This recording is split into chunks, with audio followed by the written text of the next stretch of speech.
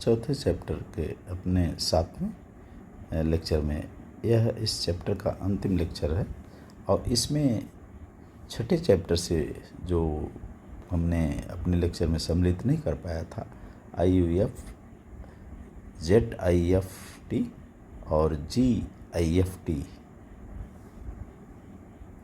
बाझपन के लिए समाधान क्या हो सकता है, इसके बारे में आपको बताएंगे। इसमें हम पहले लेते हैं IUF। इसका फुल फॉर्म है इन विट्रो फर्टिलाइजेशन। इसमें देखिए क्या होता है।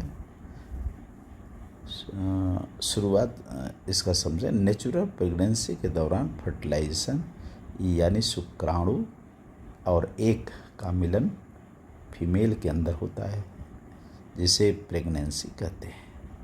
9 महीने के बाद बच्चा होता है, पर यदि स्पर्म और यूट्रस, फैलोपियन ट्यूब या एग्स में कोई प्रॉब्लम आती है, उसकी वजह से नेचुरल प्रेगनेंसी नहीं रह पाती, तब IUF तकनीकी का इस्तेमाल किया जाता है। IUF तकनीकी का इस्तेमाल किया जाता है। तो इसको कैसे करते हैं? एक लंबी प्रक्रिया है IVF, जिसमें आमतौर पर 6 से 8 हफ्ते लग जाते हैं। IVF test tube baby process को शुरू से अंत तक विस्तार से जाने। टेस्ट ट्यूब बेबी इसमें पैदा होता है, जिसको टेस्ट ट्यूब बेबी कहते हैं।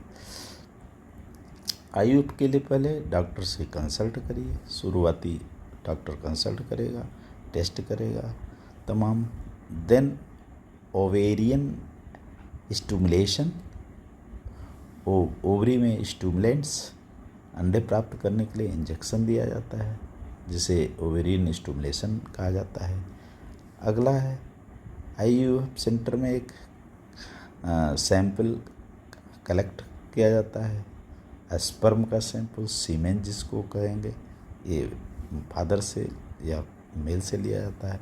फिर सही जांच पड़ताल करने के बाद अंडे और शुक्राणुओं का फर्टिलाइजेशन कराया जाता है। भ्रूण स्थानांतरण, और फिर जब भ्रूण का रूप 3-4 दिन लगातार परीक्षण करते हैं और फिर महिला के गर्भाशय में इसको डाल दिया जाता है और वहाँ पर भी देख रेख 14 दिनों तक किया जाता है स्थानांतरण के बाद, जिससे एम्ब्रियो ट्रांसफ़र कहा जाता है। और फिर जो है गर्भावस्था की जांच, प्रेगनेंसी की जांच किया जाता है आफ्टर IUF। और इस प्रक्रिया में इस प्रकार से 14 से 15 दिन लग जाता है। किसी यह प्रक्रिया जरूरी है IUF। इनफर्टिलिटी के कई कारणों पर IVF कहते हैं इसको, IVF एक प्रभावी उपाय साबित हुआ है। बाझपन उपचार के लिए प्रयोग किया जाता है। दूसरा पर्याय न दिखे तो डॉक्टर अक्सर IUF चयन करते हैं।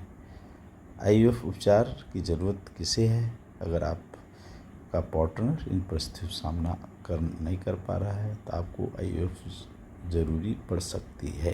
किसी प्रकार का पार्टनर मेल फीमेल सपोर्ट नहीं कर रहे हैं बच्चा पैदा करने में शारीरिक रूप से, तो और गर्भाशय और स्पर्म में, तो उस कंडीशन में होता है।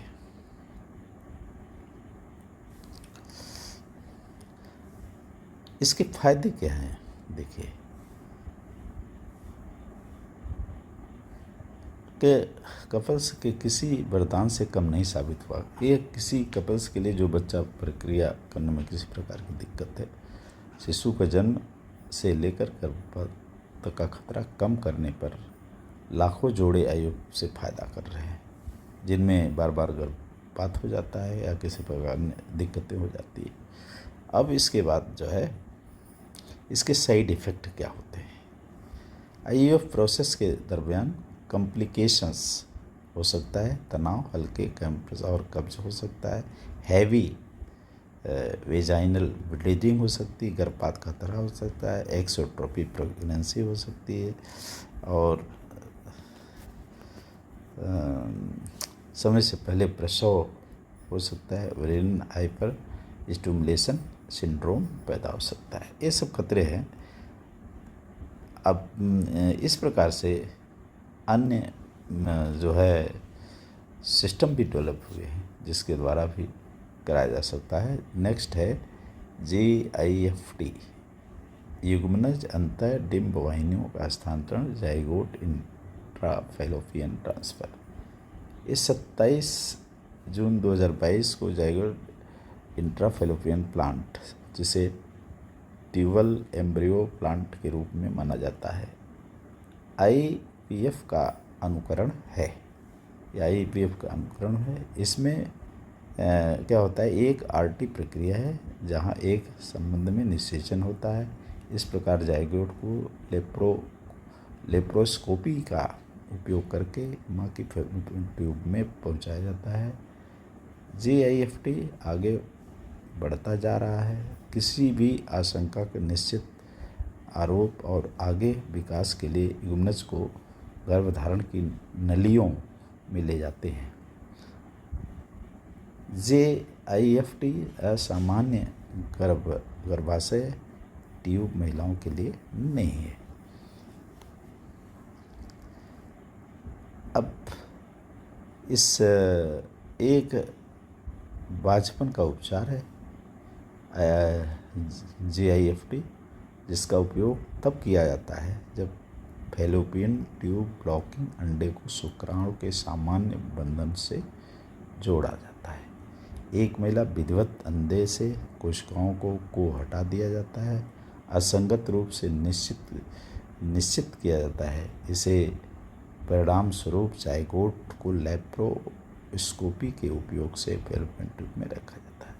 इस प्रकार से जो है JIFT उन माताओं के लिए एक उपहार स्वरूप है जिनमें दिक्कतें होती, प्रक्रिया होती।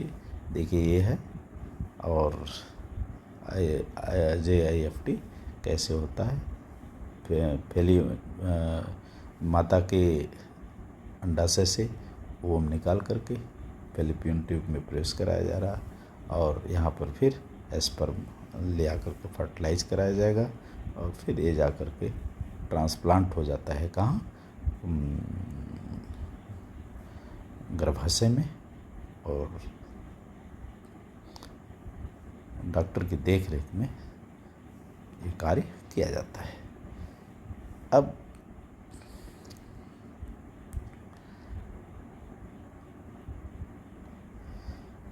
इसको आपने देख लिया, इसमें भी बताया गया है कैसे होता है, वो बता दिया।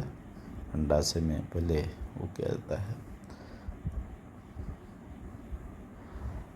अब नेक्स्ट है बच्चों, कुछ तक एक नोट से देखिए, बंध दंपतियों को संरक्षा प्राप्त करने वाली, सहायता देने वाली कुछ संभावनाएं और हैं। इसमें देखिए, पुरुष के वीर्य अगर शुक्राणु कम है, वीर्य सेचन में मदद नहीं कर सकता। कृत्रिम वीर्य सेचन, कृत्रिम गर्भाधान की ली जाती है सहयोग। इस तकनीक से वीर्य एकत्र पत्नी की योनि प्रविष्ट करा दिया जाता है, जो प्रविष्ट को IUI इंट्रा यूटेराइन इनसेमिनल इसे कहते हैं। एक तो ये व्यवस्था है। अगला है, अगर पुरुष में शुक्राणु बनते नहीं, असामान्य है, तो दृष्टा डोनर वीर्य लेकर कृत्रिम निषेचन कराया जा सकता है। अगर स्त्री की फैलोपियन ट्यूब में रुकावट और अंडोत्सर्ग नहीं हो पाता, निषेचन नहीं हो पाता, तो पात्रे निषेचन या इन विट्रो फर्टिलाइजेशन की मदद ली जाती है। अगला है, स्त्री के अंडाणु नियामक निषेचन कराया जाता है, अर्थात 8 कोष की अवस्था में फैलोपियन ट्यूब में स्थानांतरित कर दिया जाता है। तो ये टेस्ट ट्यूब बेबी तकनीकी भी कहा जाता है इसको। इस प्रकार से देखिए, नेक्स्ट है शुक्राणु निषेचन अक्षम, इन्हें प्राधिकरण सहायता से धीरे से एक उसमें फेलोपियन ट्यूब में इसको प्रवेश कर शुक्राणु के अंतः इंट्रासाइटोप्लाज्मिक स्पर्म ICSI जिसे कहते हैं उसके माध्यम से फर्टिलाइजेशन कराकर बाकी GIFT का हमने बता ही दिया ऊपर।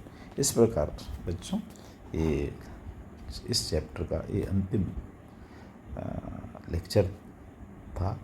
इसको आप नोट के रूप में अपने उत्तर पुस्तिका पर उतारें।